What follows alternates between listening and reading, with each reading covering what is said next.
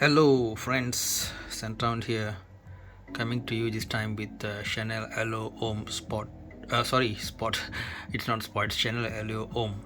Now, this perfume is the OG, right? So when I mentioned the Spot earlier, it's a flanker, and this original Allure Homme came about in 1999 under the nose of Jacques Polge, and its opening note, see classic of those times in the 90s were to throw in lots of ingredients. And yes, we did get great perfumes. Probably they had to pump out more money for doing those products, but I see the current trend towards perfumes with 4 or 5 ingredients and then selling for high prices kind of ridiculous, because they don't have the rich harmonics of various notes that we used to get in the 90s. Well, there might be some people who are into 1 or 2 notes. There's nothing wrong with that. My dad used to have like a almost pure jasmine kind of a perfume for a while. So whatever floats your boat. Now, in terms of the as expected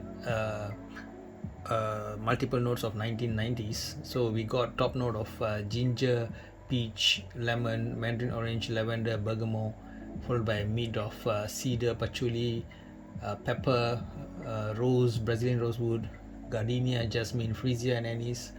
And at the very base is oak moss, musk, leather, benzoin, amber, sandalwood, coconut, tonka bean, and vanilla.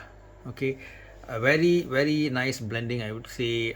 Very gentlemanly, and I suspect that if I'm given a blind nose test, I should be able to identify the Allure Homme line. To me, it's characterized by lots of creaminess at the center, which might be achieved. The creaminess might be achieved by blending sandalwood, Brazilian rosewood, tonka bean, vanilla. I think these 4 or 5 ingredients are the a tinge of give it that creamy feeling, right? Of course, there's always that opening of citrus, orange, all those things are there. So when that combines with creaminess and some sweetness with tonka bean, not overdone, then you got the classic Chanel gentleman. Okay, it's not vulgar, it's not too in your face. Like certain Paco Rabanne perfumes can be like a bit more loud and in your face. All those party perfumes, right? Moschino with the bear, teddy bear, black one. The one with, it's a bit too sweet, too in your face again.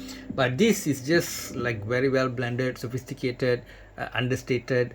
It's like a very classic gentleman's perfume. Okay, when you smell it on someone, you can feel this is a classy, timeless style, timeless style kind of a person. He's not like a guy who just jump on the next trend and then the subsequent month go into another direction and so on. He's a very steady, classy person. That's kind of vibe you'd give us wearing this. Okay, I would recommend this for a bit more mature man. Maybe in your 30s would be perfect time for this, because you're usually at the stage of your life where you attain a certain level. You're not too old, you're not too young. Okay, so you want something that just gives you that sweet balance, and this is one such perfume, right?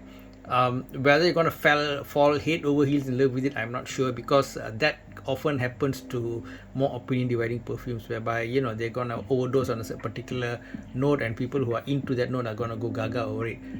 This is more of just to smell pleasant, just classy understatement. It's not something anybody should or need to jump up and down over, right? It just does its job. Yeah, very pleasant thing, right? But for me, as someone who sort of collect perfume, probably I want to go for something that excites me a bit more than this. But I think for most what they call it, non-collectors, or somebody who just wants to project an aura of classiness, this will do the job perfectly, right? So for those kind of people, probably this is 4 or 5. For me, maybe I'll give about a 3.5 out of 5, because my tastes are probably a bit more nuanced, a bit more niche leaning, wanting a bit more in the harmonics and so on. So not to take anything away from Chanel Allure, it does its job as an upper level designer perfume perfectly well. Okay, so yep, I give it the marks. And this, I believe, it averages about 110 US dollars for about 100 mil, more or less. Varies based on your country, taxes, and all those things, right? So average is sort of like that. So that's my relatively straightforward review of the original Chanel Allure Homme. And way back when I bought the spot version, spot extreme, the red color tinge of red is there in that bottle of silver. I sort of fell for it more than this. Maybe the sweetness was a bit more tuned up there, and me being the young soul that I am, maybe a young soul in an ancient body, you can say, okay, I sort of went for that.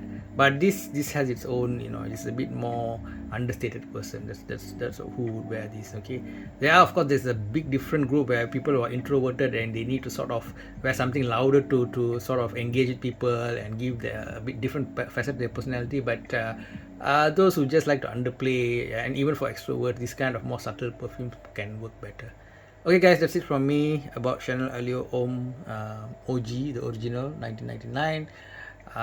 Don't get too worked up about all these, this way more dilute than before, it lasts less than before, all these kind of things, because nothing is what it was.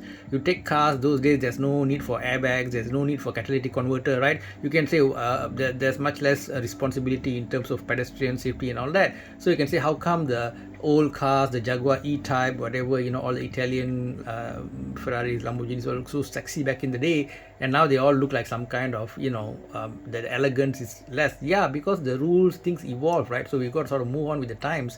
We got a lot more facets to consider nowadays. Besides the price, there's all this environmental assessment, whether the product can damage nature, all these things, right? Besides the cost factor, and then also in terms of all these allergen studies, they have to check to make sure the product is not allergic to you, and they got to go through a lot of rules to ensure that the thing is safe and comfortable for you, and that of course entails making some sacrifices in terms of the kind of product, the concentration of product that they use, and hence that I think contributes somewhat to this dilution. And the profit motive part is not for me to say, I guess for you to judge. But I think some of the more so-called modern apostrophe perfumes, which are using a bit more newer ingredients, they seem to be a bit more stronger. So maybe sort of they've taken into consideration all the limitation and try to discover something good within the limitation. I think that Dior Sauvage is a good example of that. So that's it from me, guys. Thank you for listening, and hope to hear your comments in the comment section. Okay, take care. Much love from scenthound. Stay safe. Bye bye.